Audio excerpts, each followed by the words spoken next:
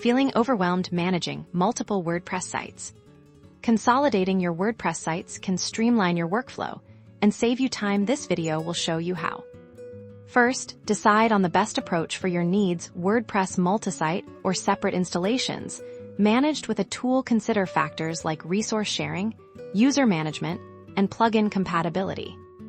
If you choose multisite, you'll need to enable it in your existing WordPress installation. This usually involves editing your wp-config file and your htaccess file.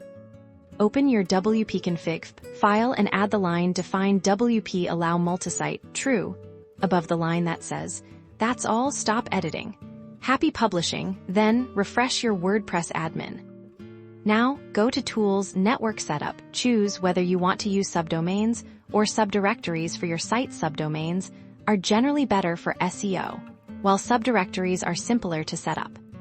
Follow the instructions on the Network Setup page to update your htaccess file with the provided code. This is crucial for the multisite network to function correctly.